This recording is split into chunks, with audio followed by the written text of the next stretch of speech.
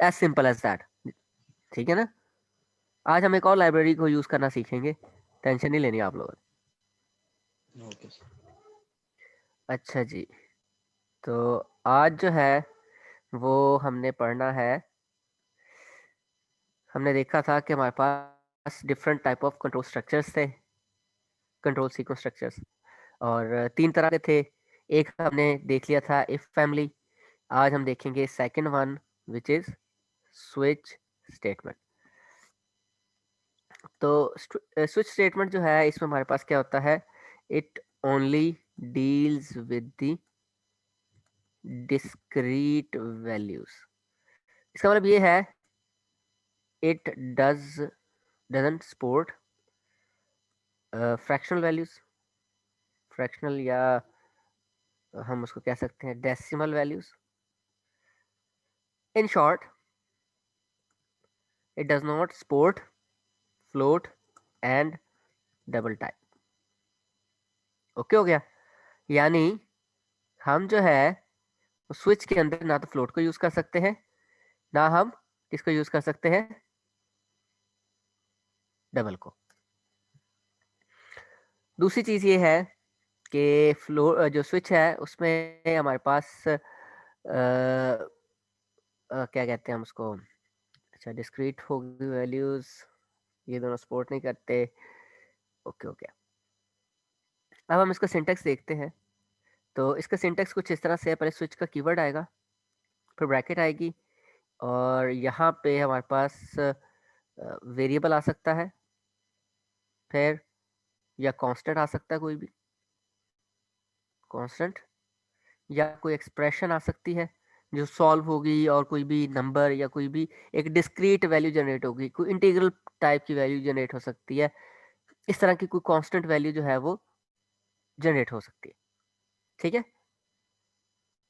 अब फिर यहाँ पे क्या होता है, हमारे पास इसके अंदर केसेस मौजूद होते हैं, और केस के अंदर हमारे पास constant underscore value underscore one आ गया। कोई भी कांस्टेंट वैल्यू हो सकती है, वो इंटीजर हो सकती है, वो हमारे पास करैक्टर हो सकती है, ये हमारे ऊपर डिपेंड करता है। ओके हो गया। फिर यहाँ पे हम लिखेंगे सेट ऑफ इंस्ट्रक्शंस। अब होता क्या है कि जब तक हम किसी केस को ब्रेक नहीं करते तो हमारे जो प्रोग्राम है उसको नहीं पता लगता कि यार इसके बाद हमने स्टॉप करना है कि नहीं करना। तो उस चीज के लिए हम क्या करेंगे, हर केस के बाद हम ब्रेक लगाएंगे। ये ब्रेक स्टेटमेंट है एक, हम ब्रेक स्टेटमेंट को यूज करते हुए क्या कर रहे होंगे, अपने उस फ्लो को ब्रेक कर देंगे कि इसके बाद आगे नहीं जाना। उसके बाद हमारे पास आया केस, हम इसी को कॉपी कर लेते हैं, बल्कि केस टू आ गया, कांस्टेंट वैल्यू टू, और फिर up till constant value N. ठीक है ना।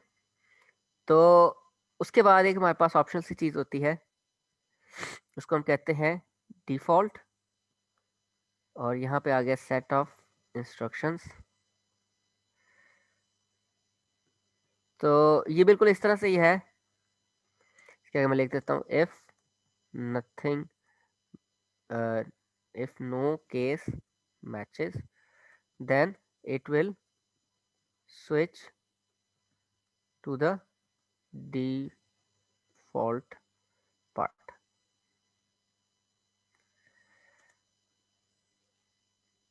अब स्विच करता क्या है, ये हमारे पास डायरेक्टली स्विच करेगा केस के ऊपर। ठीक है, क्या करेगा, डायरेक्टली स्विच कर देगा। इस जो यहाँ पे चीज होगी उसको देखेगा, और उसको इस केस की आगे जो कांस्टेंट वैल्यू उसके साथ मैच करने की कोशिश करेगा। और इसको पता है कि कौन से केस के साथ कौन सी वैल्यू मौजूद है, ये डायरेक्टली उसके ऊपर स्विच कर देता है। ठीक है। तो मतलब हमारे फिर पास काफी ज्यादा जी जी, इफेल्स लगाने के बजाय हम एक स्विच यूज कर सकते हैं। एग्जैक्टली लेकिन जो इफ एल्स है, सॉरी हमारे पास जो स्विच है, it only works efficiently with exactly equals to terms।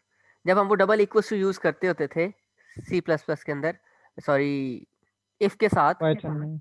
Python में हम करते होते थे, क्योंकि पाइथन में हमारे पास स्विच नहीं था, तो वो चीज़ जो है वो इतनी इफेक्टिव नहीं होती। तो यहाँ पे हमारे पास क्या है, अगर हम उसकी जगह पे स्विच को यूज करेंगे तो हमारा काम बहुत ज्यादा फास्ट हो जाएगा। सर ठीक है, यानी कि वो डायरेक्टली इक्वल्स इक्वल्स के बजाय ये आ गया। हाँ। अब जहाँ पे हमें पता होगा कि यार एग्जैक्टली इक्वल टू टर्म्स आएंगी, यानी वो जो हम बनाते होते थे, अपने मेन्यू बनाते होते थे, प्रेस दिस फॉर ये, प्रेस दिस फॉर ये, याद है ना हमने? Yes sir. तो उसकी यस जगह हम सर। क्या यूज करेंगे? अब हम स्विच को यूज करेंगे। स्विच यूज कर रहे हैं। अब मेन्यू का जितना भी काम होता है मोस्टली लोग स्विच से प्रेफर करते हैं, क्योंकि जहाँ पे हमारे पास बहुत ज़्यादा लोग एक ही चीज़ को एक्सेस कर रहे हैं, जिस तरह सर्वर के ऊपर कोई प्रोग्राम है, ठीक है, वहाँ पे अगर इफ स्टेटमेंट लगी हुई है और उसने कोई गलत वैल्यू दे दी है, तो उसने जाना है एल्स पे, और लगे हुए हैं कोई, लेट्स सपोज 2025 जो है वो इफ लगे हुए हैं, उसके बाद जाके कहीं पे एल्स आता है, तो वो इतनी चीज़ें चेक करेगा, तो वहां पे प्रोसेसिंग क्या हो जाएगी, स्लो हो जाएगी। अब एक बंदा इस तरह से नहीं कर रहा, मिलियंस और ट्रिलियंस ऑफ पीपल इस तरह से कर रहे हैं, तो क्या होगा, हमारा सिस्टम बहुत ज्यादा स्लो हो जाएगा। तो वहां पे अगर स्विच लगा होगा, वो जल्दी जल्दी उस केस के ऊपर स्विच करेगा, अगर नहीं है डिफॉल्ट के ऊपर स्विच करेगा और काम खत्म कर देगा, which is comparatively very faster than if else. Point clear sir है? यानी कि वो इसमें ये जो डिफॉल्ट है ये एल्स का काम कर रहा होता है। जी, ठीक है ना। एल्स तो हमारे पास सिक्वेंशियल होता है, तो इसकी जो सीक्वेंस है, sequence of execution is random, ठीक है ना। वो रैंडमली किसी भी केस के ऊपर स्विच कर सकता है, जो सा केस आएगा वो रैंडमली उसके ऊपर स्विच करेगा। वो पहले केस, दूसरे केस, तीसरे केस, सारों को नहीं देखेगा, वो रैंडमली उस केस के ऊपर स्विच कर जाएगा। अच्छा, अब इसमें कुछ चीज़ें ऐसी होती हैं कि इसमें कुछ लिमिटेशंस हैं जो कि इसको बहुत बेहतर बनाता है। लिमिटेशंस,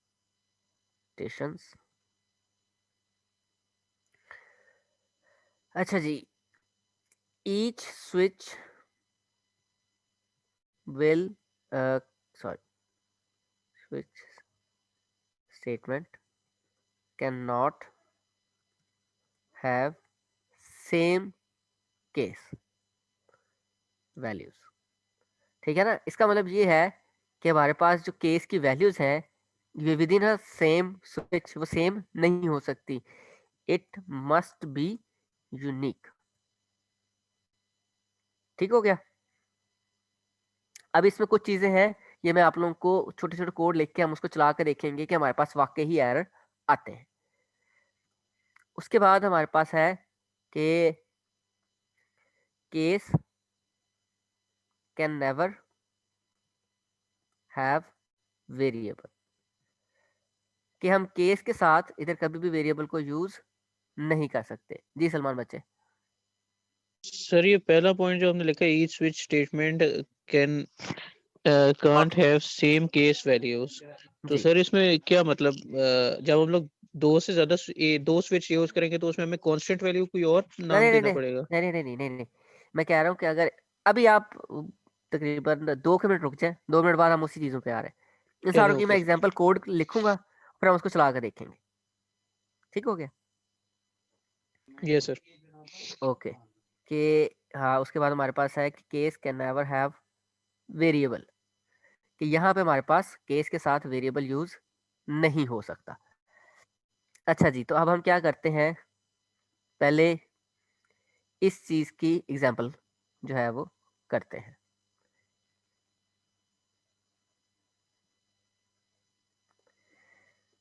ये जो हमने चीज़ें लिखी हैं, हम इसकी एग्जांपल लिखते हैं। मैंने यहाँ पे लिखा हैश इंक्लूड, वही सेम पैटर्न, आयोस्ट्रीम और यूजिंग नेम स्पेस std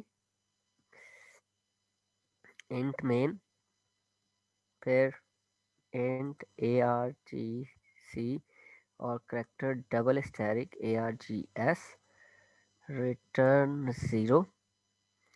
और यहाँ पे मैंने लिखा, लेट्स सपोज फ्लोट टाइप का एक वेरिएबल ले लेते हैं, और उसका नाम मैंने रख दिया नंबर इक्वल्स टू 10.0f, और यहाँ पे मैं लगा दिया स्विच और यहाँ पे मैंने लिख दिया नंबर।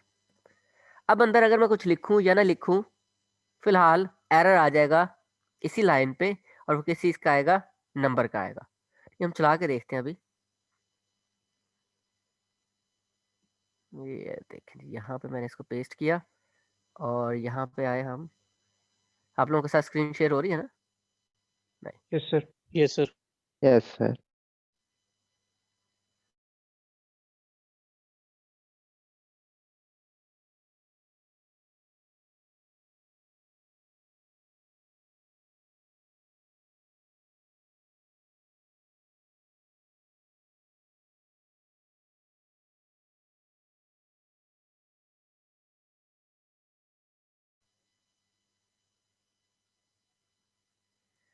ठीक है, ये लिख के हमने जब एंटर दबाया तो अगर कोई एरर होगा तो यहाँ पे शो हो जाएगा।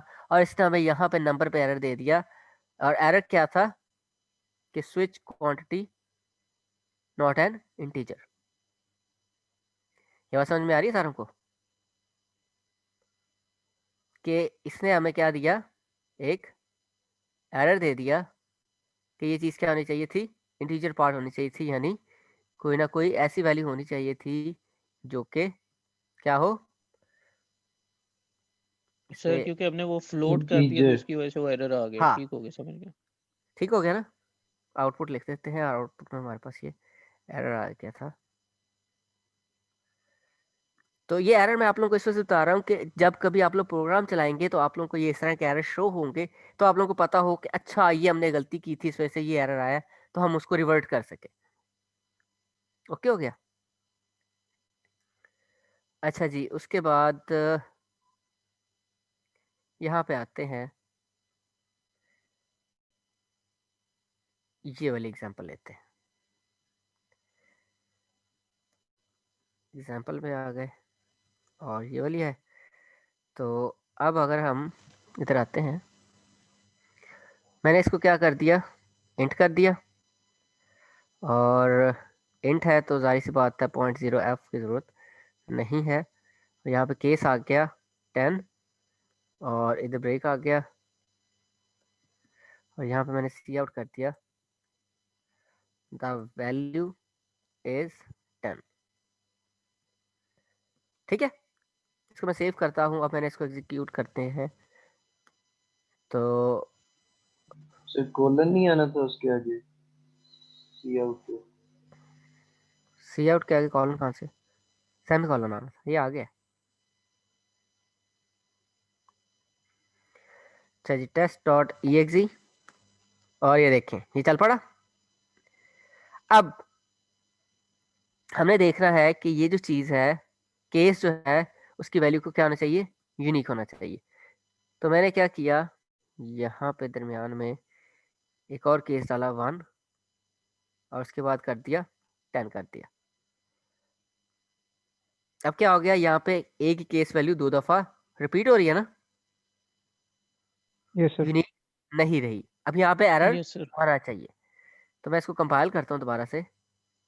जब मैंने इसको कंपाइल किया, इसने मुझे एरर दे दिया कि डुप्लीकेट केस वैल्यू आ रही है, कहाँ पे, लाइन नंबर 15 पे। लाइन नंबर 15 पे केस वैल्यू डुप्लीकेट हो गई है। उसके बाद वो क्या कह रहा है कि previously used here in line number 7। वो कहता है अगर आप लाइन नंबर 7 पे जाएंगे तो सेम केस वैल्यू यूज हो रही है, तो आपको कोई गलती लाहक हो गई है, तो बराए मेहरबानी इसको क्या कर दे, सही कर ले। सर अब समझ आ गया। ठीक है ना? हम इसको भी कॉपी कर लेते हैं एरर मैसेज को। तो इसकी जो आउटपुट आएगी हमारे पास, ओके मैंने कोड अभी पेस्ट नहीं किया, आउटपुट ये है और कोड जो है वो ये वाला है। ओके, द लास्ट थिंग जो यहाँ पे हमारे पास है, case can never have variables. तो यहाँ पे हम एग्जांपल ले लेते हैं, एग्जांपल कर दिया मैंने, और इसी को हम कॉपी पेस्ट कर लेते हैं। और इसको मैंने ख़त्म कर दिया, ये जो 10 था, और यहाँ पे मैंने रख दिया वेरिएबल का नाम क्या है हमारे पास, नंबर है, और ऊपर जो है मैं यहाँ पे कांस्टेंट रख सकता हूँ, तो मैंने यहाँ पे 10 रख दिया। इसके आउटपुट में फिर एरर आएगा, तो मैंने इसको कॉपी किया और अब इस लाइन पे, लाइन नंबर 7 पे क्या आएगा, एरर आएगा। एरर। तो हम इसको दोबारा से कंपाइल करते हैं और लाइन नंबर 7 के ऊपर एरर आ गया, number can not appear in a constant expression. Case के साथ हमेशा क्या आना चाहिए, कांस्टेंट आना चाहिए। बात समझ में आ रही है सारों को? जी sir. Yes, sir. Yes, sir. तो जो चीज़ हमने पहले लिखी थी, हमने प्रोग्राम चला के देखा और प्रोग्राम ने उस चीज़ की क्या कर दिया, वैलिडेशन कर दी। हमने यही कहा था ना, केस के साथ हम वेरिएबल को कभी भी यूज़ नहीं करेंगे, और यहाँ पे उसने हमें बता दिया कि नंबर जो कि एक वेरिएबल है can not appear in the constant expression. ये ओके, वेरिएबल वाला क्लियर कीजिएगा एक बार।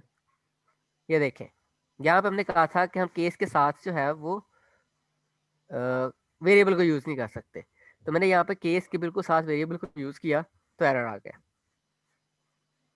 ओके हो गया, क्योंकि यहाँ पे अच्छा अच्छा केस जो है, स्विच जो है, उसको पता होना चाहिए कि एग्जैक्टली वैल्यूज़ क्या हैं प्रोग्राम एग्जीक्यूट होने के टाइम पे। जब वेरिएबल हम रख लेंगे तो वेरिएबल की वैल्यू पूरे प्रोग्राम में चेंज हो सकती है ना, जिसकी यस वजह सर से वो जो कंपाइलर है उसको इशू आ सकते हैं, ठीक है ना। और इसके लिए एक और टर्मिनोलॉजी यूज होती है, वो मैं यहाँ पर लिख देता हूँ, जो कि हम बाद में जाके देखेंगे कि क्या होता है। परफेक्टली हैश्ड है, ठीक है ना। तो ये चीज़ जो है हम इन फ्यूचर पढ़ेंगे, जब हम अरेज को देखेंगे इंशाल्लाह ताला। आप लोगों ने मुझे याद करवाना है कि हम हैशिंग का जो कॉन्सेप्ट है उसको भी देखें। ओके हो गया, कोई एक बच्चा नोट कर ले जब हम, जी जी, इसमें हम करेक्टर यूज कर सकते हैं, हाँ जी, वो करेक्टर हम उस पर वैल्यू। भी आएंगे, हम उस पर भी आते हैं, ठीक है। अब मैंने एग्जांपल ले ली, सबसे पहले word, sorry, single digit number two word conversion.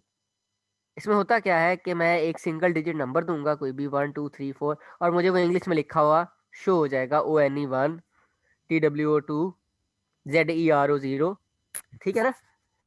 तो ये जब छोटे छोटे बच्चे होते हैं उनको हम सिखाना होता है हमने, तो ये उनके लिए होती है, तो हम उसके लिए एक छोटा सा प्रोग्राम बनाने लगे, ठीक है। तो मैंने यही कॉपी कर लेते हैं इसी चीज़ को, और अब यहाँ पे इनिशियली मैंने 0 रखा, इधर हमारे पास नंबर आएगा, और यहाँ पे भी 0 आ जाएगा। अब हमने क्या करना है, नंबर में इनपुट लेनी है। सबसे पहले सी आउट करते हैं, एंटर आ नंबर, और फिर हमने सीन करवा दिया नंबर के अंदर। अब जब केस की वैल्यू जो है वो 0 होगी तो हम क्या प्रिंट करवाएंगे, ZERO 0। जब 1 होगी तो हम क्या प्रिंट करवाएंगे, ONE1। तो अब जो है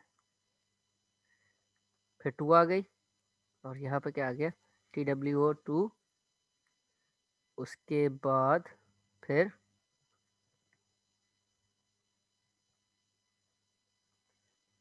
3,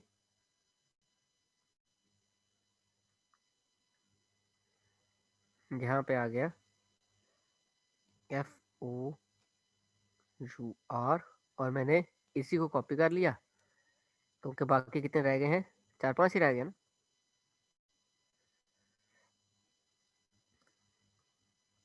तो यहाँ पे आ गया 5 FIVE, फिर 6 SIX, फिर ये हमने 7। कहाँ पे लेके जानी है? पुत्र ये सिंगल डिजिट जो है वो हमारे पास 9 आ जाते हैं ना, 0 to 9। हम 9 तक लेके जाएंगे सिर्फ। SEVEN 7 आ गया, फिर 8 आ गया, यहाँ पे EIGHT, फिर 9 आ गया, NINE, और अगर यूजर ग्रेटर देन 9 देता है या लेस देन 0 देता है तो हम उसको कह देते हैं sorry you have entered N invalid number. Okay हो गया, चलाएं अब इसको। Yes sir. अब यहाँ पे आया, हमने इसको कॉपी पेस्ट कर दिया। अब लेट्स सपोज मैंने यहाँ पे नंबर में 7 दिया, ठीक है ना, तो नंबर के पास क्या वैल्यू आई, 7 आ गई। स्विच पे यस गया सर। और 7 आया, और वो यहाँ पे क्या करेगा, डायरेक्टली केस 7 के ऊपर स्विच करेगा और सी आउट 7 कर देगा, और जैसे ब्रेक होगा तो वो यहाँ पे आ जाएगा। ठीक है, इसको मैंने सेव किया, अब हम इसको चलाते हैं। तो test.exe आ गया, और यह 7 किया तो 7 आ गया डायरेक्टली, और दोबारा हम इसको चलाते हैं और यहाँ पे हम नंबर दे देते हैं लेट्स सपोज 15। तो इसने मुझे क्या बताया कि you have entered N invalid number. बात समझ में आ रही है सारों को? Yes sir. मुश्किल तो नहीं ना है स्विच? सर एफएल से ज्यादा आसान है। जी, और अगर एक आपको दफा पता दोबारा हो कि कर ओके एग्जीक्यूट करना है कि वो बताना है कि हुआ क्या है। थोड़ा सा बस बता दें फिर एग्जीक्यूट कर दें। ओके, पहले हमने 7 एंटर किया था, तो नंबर के पास इनपुट आ गई 7। स्विच के पास गया, नंबर की वैल्यू क्या थी 7, और इसने क्या किया, केस नंबर 7 को देखा और 7 था तो उसने उसी के ऊपर डायरेक्टली स्विच कर दिया, और यहाँ पे प्रिंट हो गया 7। जब दोबारा मैंने 15 को इनपुट दी थी, तब क्या हुआ, नंबर के पास स्विच के पास आ गया नंबर 15, क्योंकि यहाँ पे उसका केस मौजूद नहीं था, उसने डायरेक्टली स्विच किया किसके ऊपर, डिफॉल्ट के ऊपर, जो डिफॉल्ट उसने मुझे ये एरर मैसेज शो करवा दिया। ठीक है, ये देखिए ऐसे। पॉइंट क्लियर है? अगली एग्जांपल करें इसकी। Yes sir. Okay okay okay जी, नेक्स्ट एग्जांपल आ गई हमारे पास।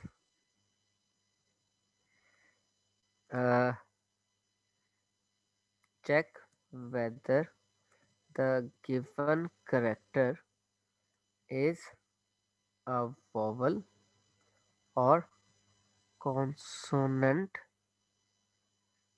Also check their case, यानी अपर केस है या लोअर केस में। ठीक है, थोड़ा इंटरेस्टिंग सा क्वेश्चन है ये भी। तो यहाँ पे आ गया मेरे पास, इसको हम पिछले क्वेश्चन को कॉपी पेस्ट कर देते हैं, और मैंने सारा खाली कर दिया। अच्छा जी, अब हम क्या करेंगे, यहाँ पे एक और हेडर फाइल को यूज करेंगे, हैश इंक्लूड conaio.h। ठीक है ना, यूजिंग conaio का मतलब क्या था, हमने पहले लेक्चर में देखा था, console input console input output. ठीक है ना, फॉर फंक्शन, एक फंक्शन को हमने यूज करना है जिसका नाम क्या है, गेट सी एच ई है। और गेट सी एच ई के बारे में मैं आपको बताऊंगा कि वो क्या चीज़ है। तो यहाँ पे मैंने क्या किया, एक करेक्टर ले लिया और उसका नाम मैंने रख दिया, करेक्टर ही रख दिया। ठीक है, और उसमें लेट्स सपोज मैंने इनिशली स्मॉल ए रखवा दिया। इनिशलाइज करना है, आप जिस मर्जी वैल्यू से इनिशलाइज करते। फिर यहाँ पे मैंने सी आउट किया, और यहाँ पे मैंने कह दिया एंटर अ सिंगल करेक्टर, और यहाँ पे हमने क्या किया, character is equals to get C H E. अब गेट सी एच ई जो है वो क्या करती है, इसको अगर हम देखें, गेट सॉरी करेक्टर और उसके बाद echo, it takes a single character from the user and also display that character onto the console, sorry, on the console. Sir get CHE library. नहीं, लाइब्रेरी ऊपर ये है कौन आयो डॉट एच, इस लाइब्रेरी के अंदर इस फंक्शन की डेफिनेशन मौजूद है, ठीक है। ठीक है ना। वो किस तरह से उन्होंने डिफाइन किया हुआ है वो फिलहाल हमारा कंसर्न नहीं है, लेकिन हमें पता होना चाहिए कि वो कर क्या रहा है। वो एक सिंगल कैरेक्टर लेता है यूजर से, ठीक है, और वो फिर हमें रिटर्न कर देता है फंक्शन जो है, और उसको साथ साथ क्या करता है कंसोल के ऊपर, यानी जहां पे हम इनपुट दे रहे हैं वहां पे डिस्प्ले भी करवाएगा, ठीक है। अभी हम इसको जब चलाएंगे तो ये चीज़ ज़्यादा आसान हो जाएगी आप लोगों के लिए। फिर हमने सबसे पहले चेक करना है कि जो हमारा करेक्टर है ये क्या होना चाहिए, पहले greater than equals to small A and character should be less than equals to, sorry single quote में आएगा z। तो ये किसकी कंडीशन थी हमारे पास, लोअर केस अल्फाबेट्स की थी, ठीक हो गया। यहाँ पे मैंने स्विच लगाया, स्विच स्टेटमेंट को यूज करते हैं, और यहाँ पे क्या आ गया मेरे पास, करेक्टर आ गया। अब मैं क्या करने लगा हूँ, मैं कुछ केसेस को ग्रुप करने लगा हूँ। तो मैंने यहाँ पे केस बना लिया ए, फिर केस आ गया ई, फिर केस कौन सा आएगा आई, आई फिर केस ओ ओ, फिर केस यू यू, यही है ना। जी सर। तो यहाँ पे मैंने प्रिंट करवा और दिया, हम करेक्टर के साथ में चलो डिस्प्ले करवा देते हैं, character is a lower case क्या है, वो वॉवल, वॉवल ही है ना। और जी सर। यहाँ पे मैंने क्या कर दिया, इसको ब्रेक कर दिया, और फिर अगर वॉवल नहीं है तो क्या होगा, कॉन्सोनेंट होगा कॉन्स्टेंट। ना। तो इसी को कॉपी करते हैं, लेकिन है क्या, वो भी लोअर केस का ही है ना। तो यहाँ पे आ गया कॉन्सोनेंट आ गया। अच्छा जी, अब हमने क्या किया, इसको कॉपी कर लेते हैं सारे को, और इसके बाद हमने क्या कर दिया, करेक्टर चेंज कर दिया कैपिटल। तो ये लोअर केस वाले अल्फाबेट्स आ गए, अब के अपर केस वाले आ गए। अपर। तो यहाँ पे हमने यू भी कैपिटल कर दिया, ओ भी कैपिटल कर दिया, आई भी कैपिटल कर दिया, ई भी कैपिटल कर दिया, और ए भी कैपिटल कर दिया। यहाँ पे क्या आया, अपर केस आ गया, और इधर भी क्या आ गया, अपर केस आ गया। और हम यहाँ पे क्या करते हैं, एल्स लगा देते हैं, और एल्स के बाद हमने इस इफ को यूज कर लिया। जिस तरह से एलिफ होता है ना, उस तरह से एल्स इफ पूरा पूरा आएगा यहाँ पे। गिलास उठा ले यहाँ से, ये तो आगे ले पास। अच्छा जी, इसके बाद जो है यहाँ पे हमने एल्स लगाया, और हमने बता दिया कि हम करेक्टर डिस्प्ले करवा देते हैं, इज नॉट एन अल्फाबेट। तो बस मैंने यहाँ पे एक छोटा सा एंडल लगाना है, बस हमारा काम हो गया। अब हम इसको चलाते हैं। तो इसको मैंने कॉपी किया और यहाँ पे आके मैंने इसको पेस्ट कर दिया। ठीक है, अब हम इसको दोबारा से कंपाइल करते हैं। कोई एरर होगा तो यहाँ पे शो हो जाएगा, और नहीं है अब हम इसको चलाते हैं। अब ये मुझसे क्या कह रहा है, एक सिंगल कैरेक्टर डिमांड कर रहा है। तो आप में से कोई एक बच्चा मुझे कोई एक सिंगल कैरेक्टर बताए। यू। यू स्मॉल में, W लोअर केस के अपर केस? W पुत्र यू वाला जो है वो पहले देख लेते हैं। यू जो है वो लोअर केस में क्या अपर केस में? Upper case. Upper case. U is a upper case, N आना चाहिए था, चलो खैर है। अपर केस वावल आ गया। फिर डब्ल्यू वाले लोअर केस में क्या अपर केस में? Upper lower. केस में सर। अपर केस वाले चलाया है उधर, ये लोअर केस वाला भी आ गया। ठीक है, इसका मतलब जो है वो हमारा प्रोग्राम जो है वो चल रहा है, ऐसा ही है ना? सर इसका मतलब जो स्टेटमेंट है वो हमारी लाइब्रेरी और फंक्शन की वजह से रन हुई है, जो हमने यूज किया है। हमारे पास जो करेक्टर की इनपुट ली जा रही है गेट सी एच से, वो सिंगल करेक्टर इनपुट लेता है, उसके बाद इनपुट खत्म हो जाती है खुद ही। ठीक है ना? ये नहीं है कि हम एंटर प्रेस करेंगे तो खत्म होगी, ऐसा नहीं होगा। जैसे ही मैंने कोई एक करेक्टर कोई की को प्रेस किया तो इनपुट ले ली उसने। अब अगर मैं गेट सी एच को यूज करता हूँ सिंपल, तो क्या होगा? मैंने अब कंपाइल करते हैं इसको, अब एग्जीक्यूट किया। अब लेट्स सपोज मैंने एक करेक्टर प्रेस किया तो मुझे यहाँ पे वो करेक्टर शो हुआ ऊपर। नो। तो गेट सी एच के अंदर हमें करेक्टर डिस्प्ले नहीं होता, गेट सी एच ई के अंदर एक करेक्टर इनपुट लेने के बाद वो हमें डिस्प्ले भी करता है। ठीक है ना? तो एको मीन्स डिस्प्ले होना। ठीक है ना? बात समझ में आ गई है सारों को? जी सर। Yes, sir. इसमें कोई मसला तो नहीं है इतना? No sir. सर फिलहाल मतलब ये हमें ये आपने दो प्रिंट कैसे किया आपने, ये समझ सी नहीं आउट आई। के थ्रू। अच्छा देखें, नहीं हम इसका एक ड्राई रन कर लेते हैं ना।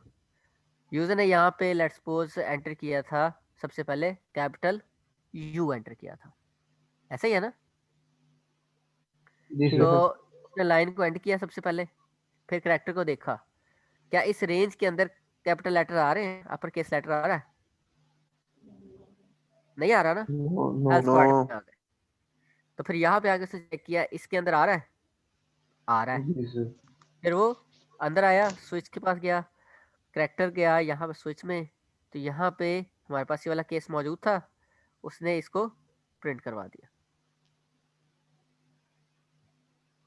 तो ओके जो हो हमने गया? ऊपर ए को इनिशियलाइज कराया कैरेक्टर के अंदर, वो कराना जरूरी है या फिर वैसे भी कर सकते हैं? हाँ, वो देखिए हमने देखा था कि इनिशियलाइजेशन जो है वो एक बहुत अच्छी प्रैक्टिस है, कि जब भी आपको एक वेरिएबल लेके आ रहे हैं, यूज़ करना है आपने, तो आप उसको इनिशियली कोई वैल्यू दे दें। कोई भी वैल्यू दे सकते हैं, मैंने ए दे दिया, आप इसको 0 भी दे सकते थे, कुछ भी दे सकते हैं, लेकिन एक इनिशियल वैल्यू दें ताकि हमें पता हो कि अगर कहीं पे इनपुट नहीं ली गई तो वो किसी ना किसी वैल्यू की बेस पे कुछ ना कुछ काम तो करे, क्या हमें समझ आएगी ओहो हमने तो जो है वो बाय डिफॉल्ट अगर बार बार ए ही आ रहा है तो ये तो हमने इनिशियलाइज किया हुआ था, हमने तो इनपुट ली नहीं है। तो हमें अपनी यस छोटी सर। छोटी मिस्टेक्स जो है वो खुद ही मिलना शुरू हो जाती है इससे। Okay sir. ठीक है, अच्छा जी, अगली एग्जांपल हम करते हैं इसकी। तो सर ये जो भी हमने टी प्रिंट करवाया था ये वोवल नहीं था, इस वजह से ऊपर शो नहीं हुआ। हाँ, जब नहीं नहीं नहीं नहीं वो गेट सी एच लिखा था, इस वजह से वो शो नहीं हुआ। ठीक है। गेट सी एच से शो होगा। गेट सी एच ई से अगर मैं दोबारा चलाता हूँ, मैंने सेव किया फाइल को, नहीं किया, ये देखिए मैं इसको सेव करता हूँ और इसको मैं दोबारा चलाता हूँ कंपाइल करके, और अब मैंने टी एंटर किया, ये देखिए अब शो हो रहा है। वो फंक्शन का डिफरेंस था, इसमें वो शो ठीक। नहीं हो रहा था। ठीक है ना? अब देखें, अगर मैं ए प्रेस करता हूँ तब भी A is a lower case vowel ही आ रहा है। ओके हो गया? Yes sir. अच्छा जी, तो अब जो है वो हम देखते हैं थर्ड जो इसका है कंपोनेंट, बल्कि हमने एक और एग्जांपल करनी थी, तो हम एग्जांपल कर लेते हैं वो स्पीड की। ठीक है ना? Formula of speed. स्पीड का फॉर्मूला क्या था हमारे पास? डिस्टेंस ओवर टाइम, ऐसे ही था ना? Yes, sir. जी सर जी यस सर। तो यहाँ पे मैंने क्या किया, hash include iostream using name space std, और फिर हमारे पास आ गया इंट मेन और इंट argc और करेक्टर डबल स्टैटिक args और रिटर्न 0 आ गया। अच्छा जी, अब यहाँ पे हमने क्या करना है, यहाँ पे मैंने डबल टाइप के, बल्कि डबल की जरूरत नहीं है, फ्लोट टाइप के मैंने वेरिएबल ले लिए, स्पीड, फिर डिस्टेंस और टाइम, और इन सर तीनों को मैंने 0 से इनिशियलाइज करना है। 0.0 f 0.0 f। जी सलमान बच्चे। सर अभी तो हमने ऊपर देखा है कि वो फ्लोट टाइप को एरर देगा, तो हाँ, स्विच के मामले में ऑप्शन जो है दैट वुड बी ठीक हो गया। इंटीजर, ठीक है ना? ये तो वो हमारी कैलकुलेशंस के लिए था ना। सर जैसे बात समझ में आ फ्लोट रही के है? अंदर एंड पे Yes, एफ sir. लिखना होता है तो डबल के अंदर एंड में डी लिखते हैं या फिर वैसे ही हो जाता है? डबल के एंड पे डी लिखते हैं, और कुछ का पारस में शायद इशू आ जाए, लेकिन फ्लोट के साथ कभी भी एफ लिखने पे इशू नहीं आएगा, कभी भी एरर नहीं आएगा, ठीक है ना? वो रिप्रेजेंटेशन थी तो वैसे कि मेरे जो डबल वैल्यू है वो डी किसमें, के बगैर भी चल रहा था। हाँ डी के बगैर चलेगा बाय डिफॉल्ट। जो है जब आप किसी भी पॉइंट की वैल्यू के साथ डी नहीं लिख रहे, बाय डिफॉल्ट किस में है, डबल में ही है, डबल। ठीक है, हो गया। तो यहाँ पे मैंने क्या किया, सी आउट कर दिया एफ लिखना जरूरी है तो उसके बगैर भी जी। तो चल जाता है। पुत्र उसके बगैर पता क्या होता है कि पहले जो है वैल्यू डबल की होती है, वो कन्वर्ट होती है किसमें, फ्लोट में, और फिर इसको साइन होती है। तो वो छोटा सा एक कंप्यूटेशन का ओवरहेड आता है जो कि मैं नहीं चाहता कि हमारे प्रोग्राम्स में आए। ओके, हो गया। Okay sir. अच्छा जी, यहाँ पे लिखा प्रेस 1 टू कंप्यूट स्पीड,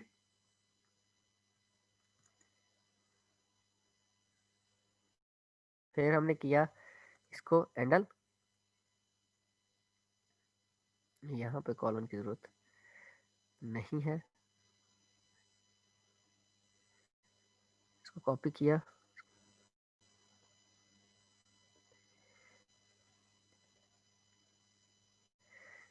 फिर हमने डिस्टेंस कंप्यूट करना है, और तीसरा टाइम कंप्यूट कर सकते हैं ना। ये 2 आ गया और ये 3 आ गया, और यहाँ पे मैंने लिख दिया प्लीज एंटर योर चॉइस 1 2 2 और 3। यहाँ पे कॉलन आ गया, ठीक है। और हमने फिर क्या किया, इनपुट ले ली किसमें, ऑप्शन के अंदर, या आप इस वेरिएबल का नाम चॉइस भी रख सकते हैं, वो मैटर नहीं करता। यहाँ पे मैंने स्विच लगाया, स्विच के अंदर मैंने क्या दे दिया, ऑप्शन भेज दिया।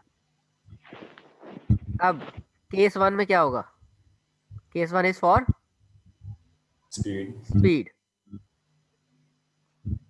ब्रेक आ गया यहाँ पे। तो इसमें क्या होगा, हम नॉर्मली इवेंचुअली क्या करेंगे, स्पीड को कंप्यूट करेंगे जो कि क्या है, डिस्टेंस ओवर टाइम है। तो इससे पहले हमने क्या करना है, डिस्टेंस और टाइम की इनपुट लेनी है।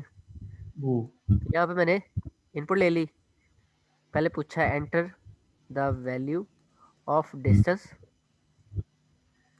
और यहाँ पे हमने सी इन करवा लिया किसमें, डिस्टेंस में, डिस्टेंस में। और फिर यहाँ पे आ गया cout, okay, enter the value of time colon space फिर सेमी कॉलन सी इन, और यहाँ पे क्या आ गया, टाइम। टाइम आ गया। और ये स्पीड इस तरह से कंप्यूट हुई, और हमने क्या कर दिया, सी out speed is equal to, यहाँ पे हमने स्पीड लिख दिया, बात खत्म हो गई। ठीक है ना? अब इसको मैंने कॉपी किया, यहाँ पे पेस्ट कर दिया, केस आ गया 2। केस 2 किसके लिए था? डिस्टेंस, डिस्टेंस के लिए था। तो हमें क्या चीज़ चाहिए होगी? स्पीड चाहिए होगा, टाइम और स्पीड। टाइम और स्पीड चाहिए होगा। तो यहाँ पे हमने स्पीड ले लिया, और डिस्टेंस किसके इक्वल होगा? स्पीड मल्टीप्लाई बाय, ऐसे ही होगा ना? और यहाँ पे आ गया डिस्टेंस, और इधर भी हमने क्या लिख दिया? डिस्टेंस लिख दिया। केस 3 आ गया किसके लिए? टाइम के लिए। तो टाइम के लिए अब क्या होगा कि जहाँ पे टाइम आ रहा था वहाँ पे हमने क्या ले लेना है? स्पीड, ऐसा ही है ना? स्पीड का स्मॉल रखते हैं, मैसेजेस के अंदर भी हमने कंसिस्टेंसी रखनी है। स्पीड की स्पेलिंग में ठीक लिखे हुए हैं? जी जी। ऐसे ही होते Yes, हैं, sir. अजीब से लग रहे हैं मुझे। चल, नहीं sir, SPEAD। SP no sir, double ED होता है। सर डबल ED होता है। सर चलो पुत्र, EAD। हाँ ये होता है। स्पीड नहीं, स्पेड हो गया ये तो। नो सर, ED होता है। Double sir ED double E D होता है। सर ये साइंटिस्ट की बातें ना सुने आप, सही लिख रहे हैं। तो यहाँ पे मैंने लिख दिया है डिफॉल्ट पे। एरर मैसेज देना हमेशा ज़रूरी है ताकि यूज़र को पता लगे कि मसला आया है, या अगर कोई आउटपुट नहीं आ रही तो क्यों नहीं आ रही। तो यहाँ पे मैसेज दे देंगे, sorry you have entered N invalid input, या इनवैलिड चॉइस। ठीक है ना? अब इसको दोबारा चलाएं, दोबारा के पहले दफ़े चलाना, सॉरी। इसको मैंने कॉपी किया, और हम यहाँ पे आते हैं, मैंने पेस्ट कर दिया, और अब हम इसको चलाएं, कंपाइल, और ये एग्जीक्यूट किया। तो 2 मैंने दबाया के एंटर दबाया, तब से हमसे स्पीड लिया। स्पीड की वैल्यू बताएं कोई भी। 36। 36.5 हम पॉइंट्स में वैल्यू दे सकते हैं। और टाइम की 60। 12। पुत्र ये ऐसा दें कि जिसको हम वेरीफाई भी कर सके। 2.2 दे देते हैं हम सिंपल। तो ये कितना बनेगा? सर वैसे 36 6 देते तो ये, तो फिर वो 6 के पास पास वैल्यू आएगी, क्योंकि पुत्र मल्टीप्लाई नहीं 36 कर को रहे, 6 से डिस्टेंस डिवाइड में करेंगे दोनों तो वो मल्टीप्लाई 6। अच्छा, मल्टीप्लाई हाँ कर रहे हैं हम। मल्टीप्लाई कर रहे हैं, ठीक है ठीक है ठीक है ठीक है ठीक तो 36 को अगर हम 2 से मल्टीप्लाई करते हैं तो हमारे पास क्या आंसर आएगा? 73। 72, 73। 73। और 0.5 की वजह से 73 हो जाएगा। ऐसे ही है ना? है। Yes sir. अब देखिए, हमें पता नहीं लगा कि फॉर्मूला क्या था, वो कुछ चीज़ों की ना कन्फ्यूजन वगैरह थी। तो यहाँ पे क्या करते हैं, सी आउट पे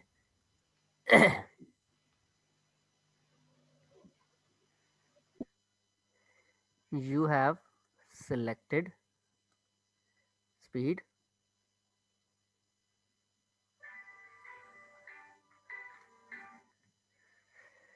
और इसके साथ में लिख दिया, इसको हैंडल कर देते हैं, और यहाँ पे मैं लिख दिया सी out speed is equal to distance divide by, अच्छा ये डिवाइड बाय अगर आप डालेंगे ना तो ये थोड़ा सा इशू करेगा, तो हम दूसरे वाला साइन डाल देते हैं, और यहाँ पे आ गया टाइम, और इसके सर ये साथ अपने में लिए काम लंबा करना ही नहीं हुआ। ये उधर हम फॉर्मूला तो अपने हम लिए काम लंबा नहीं कर रहे, हम यूजर के लिए आसानियां पैदा कर रहे हैं। सर ठीक ये है ना? बड़ा जब भी हमने फॉर्मूला तो नीचे लिखा हुआ है। ये पुत्र हम प्रिंट करवा रहे हैं, ठीक है ना? तो डिस्टेंस की वैल्यू क्या होगी? डिस्टेंस जो है किसके इक्वल है? स्पीड मल्टीप्लाई बाय टाइम और यहाँ पे आएंगे सर ये मल्टीप्लाई का साइन वो दूसरा नहीं आएगा स्टार? पुत्र, ये तो हमने मैसेज डिस्प्ले करवाना है ना, और यूजर के लिए है ना, तो यूजर के लिए तो हमने क्रॉस वाला साइन ही दिखाना है ना। Okay sir okay. ठीक हो गया। टाइम आ गया, तो टाइम के लिए यहाँ पे स्पीड आ जाएगा, और इधर चला गया टाइम। ऐसे किया था ना हमने। ये सर। तो अब मैंने इसको सेव किया और हम इसको चलाते हैं, कंपाइल, एग्जीक्यूट। अब मैं जिस मर्जी ऑप्शन में आऊँगा तो वो देखिए मुझे ऊपर बता रहा है। अब मैं स्पीड की वैल्यू दे रहा हूँ तो मुझे पता है कि मैंने स्पीड मल्टीप्लाई होगा टाइम के साथ, तो एंड रिजल्ट किस तरह का आएगा। ठीक है ना, 5.5 और यहाँ पे मैंने 3.2 दे दिया। अब मुझे पता है कि ये मल्टीप्लाई होकर आंसर आया हुआ। ठीक है ना, किसी बंदे को अगर नहीं भी आइडिया तो अब उसको आइडिया हो जाएगा और इससे बंदा सीख भी सकता है। बात समझ में आ रही है? इनसे पर ये गुड प्रैक्टिस होगी। यस हाँ, सर। यूजर की आसानी के लिए आपने काम करना है। हम प्रोग्रामर इस वजह से बनते हैं ताकि हम लोगों के मसले हल कर सकें, तो हमने उनके लिए आसानियां पैदा करनी है। ओके हो गया। अब हम थर्ड चीज देखेंगे, that is ternary operator. Ternary operator is just like if else, not very popular in the industry। ठीक है ना, इंडस्ट्री में बहुत ज़्यादा इसको इस्तेमाल भी नहीं किया जाता, लेकिन आप लोगों को पता होना चाहिए कि ये चीज़ भी एग्जिस्ट करती है। और इसका सिंटेक्स जो है वो इस तरह का है कि पहले आएगी कंडीशन, कंडीशन के बाद आएगा क्वेश्चन मार्क, क्वेश्चन मार्क के बाद आएगी स्टेटमेंट 1, फिर कॉलन एंड देन स्टेटमेंट 2। ठीक है। तो अब इसमें क्योंकि हमारे पास एक क्वेश्चन मार्क है, एक कॉलन है और एक सेमी कॉलन, कितने ऑपरेटर हो गए? एक बार रिपीट कर दिएगा। ये अभी एक एग्जांपल होगी, आपको बिल्कुल क्लियर हो जाएगा। ठीक है। तो क्वेश्चन मार्क जो है, एक क्वेश्चन मार्क है, एक कॉलन है और एक सेमी कॉलन है। 3 ऑपरेटर्स हैं यहाँ पे, इस वजह से हम इसको क्या कहते हैं, टर्नरी ऑपरेटर कहते हैं, क्योंकि इसमें क्या है, 3 ऑपरेटर। तो इसकी एग्जांपल ले लेते हैं। एक example is check whether the given number is even or odd। ठीक है ना। तो इसके लिए मैंने लिखा hash include iostring using namespace std, और यहाँ पे आ गया int main, int argc और character double static args return 0। और यहाँ पे आ गया, अब मैंने लेना है एक नंबर और उसको हमने यूजर से ले लेते हैं, एंटर अ नंबर, सॉरी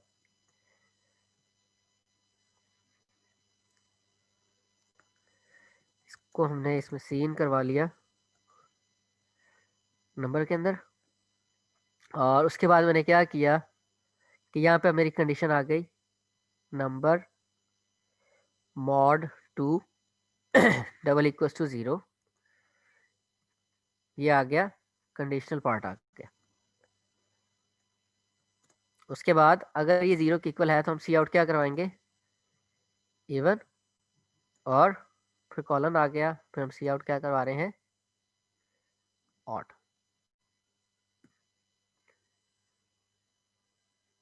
और ये भी डबल कोट्स में आएगा। तो होता क्या है, if the condition is true, then statement 1 will be executed, and if the condition is false, then statement 2 will be executed. ठीक है ना। तो एग्जीक्यूशन किसके ऊपर डिपेंड कर रही है? कंडीशन के ऊपर डिपेंड कर रही है, जिस तरह से इफ एल्स में करती थी। तो इसको अगर हम चलाए हैं और यहाँ पे मैंने इसको पेस्ट कर दिया और यहाँ पे आते हैं कंपाइल एंड एग्जीक्यूट, और मेरे पास नंबर आया और एक मुझे नंबर बताएगा सलमान। जी सलमान बच्चे, एक नंबर बताएं। सर मैं बता देता हूँ, चल बता दे। 6। मैं बता देता हूँ 7 ये लें जी, 7 7 आ गए। ठीक है ना। तो वो जो इवन ऑड वाली प्रॉब्लम थी जो कि हमने इफ एल्स से की थी, वो ऑब्वियसली बहुत ज़्यादा लाइन ज़्यादा हो रही थी उससे, ऐसा ही है ना। तो इस तरह की जो सिंगल सिंगल स्टेटमेंट्स हैं जिसमें हमने और कुछ नहीं करना, सिर्फ इवन ऑड चेक करना है, उसके लिए हम जो है वो टर्नरी ऑपरेटर को यूज़ कर सकते हैं। अदरवाइज जो है अगर हमारे पास मल्टीपल स्टेटमेंट्स हैं कंडीशन ट्रू होने के बाद या फॉल्स होने के बाद, तब हम किसको यूज़ करेंगे? इफ एल्स को यूज़ करेंगे। Salman, any questions? ये सर वो मैंने बस वो पूछना था कि इसकी कोई एल्स या कोई इस तरह की स्टेटमेंट नहीं है, क्योंकि ये एल्स या पार्ट वो है, हमने उसमें स्टेटमेंट 2 में ही कर दी है। वो स्टेटमेंट 2 में एल्स पार्ट आ गया। ठीक है ना। अच्छा समझ ये आ वो गया सर। पार्ट आ ओके गया सर, और ये एल्स पार्ट आ गया। ठीक है, ठीक कॉलन के हो बाद गया। एल्स पार्ट है, कॉलन से पहले इफ पार्ट है, और क्वेश्चन मार्क से पहले क्या है? कंडीशन है। कंडीशन है। ओके हो गया सर। तो सर फिर ये सिंपल ज़्यादा है ना यूज़ की नहीं होती, ये तो सिंपल है काफ़ी। पुत्र। हमारे पास जो काम हो रहे होते हैं वो इफ वाले ही हो रहे होते हैं कि कंडीशन लगी, कंडीशन के बाद मल्टीपल काम हो रहे होते हैं। तो इसको उसको इसमें फिर जब इनकॉर्पोरेट करते हैं तो बड़े मसले आते हैं, तो इस वजह से मतलब वो इसको इतना इसमें प्रेफर नहीं एल्स करते। मस्ट होता है लगाना, मतलब ये सेकंड स्टेटमेंट। हाँ एल्स मस्ट है। ठीक है ना, ये इफ एल्स ही है, अकेला इफ नहीं है। और इसमें है भी सिंगल स्टेटमेंट ही है, मल्टीपल अगर आप करेंगे तो फिर आपको ब्रैकेट्स लगानी पड़ेगी और फिर मसले मसाइल खड़े हो जाएंगे। ठीक है, ओके हो सर गया इसमें एल्स इफ नहीं है, जी। Else if. पुत्र ये इतनी फीचर दे रहा है, ये भी बहुत ज्यादा है, यकीन माने। ठीक है, ये बस ऐसे ही है, इसको आप फर्दर नहीं कर सकते। तो आप यहाँ पे अगर आपने करना है तो फिर आप कंडीशन लगाएं और इसके आगे फिर टर्नरी ऑपरेटर शुरू कर दें, वो फिर अलग से स्यापा शुरू हो जाएगा मेरे ख्याल से, शायद वो आप कर भी ना ओके सके। सर, ओके ठीक है ना, ये ट्राई कीजिएगा और मुझे बताइएगा। ओके ओके हो सर। गया, आज के लिए इतना काफी है। यस किसकी एक और एग्जांपल करनी है? काफ़ी है सर। चले चले बच्चों, अपना ख्याल रखिएगा, फिर मिलते हैं इंशाल्लाह ताला। ठीक है, अरे हमारा मिड कब होना है? सर किस चीज का मिड? सर मिड का देना है। हाँ attendance attendance attendance, yes attendance में आज सही ले सकता हूँ। प्रोग्रामिंग पुत्र पीएफ का मैंने आप लोगों को पहले भी कहा था, मैंने नहीं लिखा। सर बाकी सब्जेक्ट के होंगे हमारे मीट या वो नहीं होंगे? पुत्र वो वो टीचर के सारे ऊपर डिपेंड बताएंगे। करता है ना, सर वो तो वो टीचर बताएंगे ना। एक मिनट, मुझे भी इसको रिफ्रेश करना पड़ेगा मेरे ख्याल से। रहने दे सारा अटेंडेंस। क्यों रहने दे पुत्र? सर सर्दियों की छुट्टियां होती हैं पुत्र यूनिवर्सिटीज में नहीं होती छुट्टियां सर्दियों में, तो वो जो गवर्नमेंट ने अनाउंस किया है 24 से 10 जनवरी तक। वो तो गवर्नमेंट के इदारों में ही होती है, प्राइवेट सेक्टर्स में नहीं होती। गवर्नमेंट ने 10 जनवरी तक छुट्टियां दी हैं और यूनिवर्सिटी वालों ने 24 तक, और ये आगे एक्सटेंड कर देंगे। पुत्र जब तक आप लोगों को फर्दर ईमेल्स नहीं आती तो आप लोगों ने उसी के हिसाब से चलना है जिसकी आपको ईमेल आ चुकी है। ठीक है ना। सर गवर्नमेंट यूनिवर्सिटी में तो छुट्टियां हो रही हैं। पुत्र गवर्नमेंट में आप नहीं ना है, आप सरकारी में नहीं है, आप जो है वो प्राइवेट में है, तो आपने प्राइवेट के हिसाब से चलना। ठीक है ना। सर इतनी ज्यादा सर्दी है, आप मेहरबानी करें। पुत्र अल्लाह आपको हिम्मत दे, ताकत दे। ठीक है, तो 2-4 रजाइयां भी दे दे। ठीक है आमीन। ना। हाँ हिम्मत नहीं छोड़नी सर, रजाइयों के साथ रस्सियां भी आमीन। दे दें। है, रजाइयों के साथ रस्सियां बांध के रखना है आपको। Yes sir. चलो जी पुत्र मान लेने तो अभी चल नहीं रहा। एक सर आपका नेट स्लो है। पुत्र हम की करिए, पिंड में पुत्र जो सर मिलता है हम उस पे राजी रहते हैं। सर आपका नेट स्लो है क्या? तो पता नहीं क्या चीज है, कोई मसला तो है ना।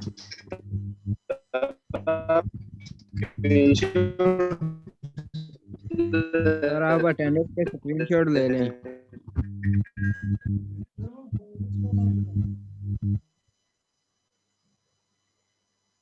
यार सर को लगा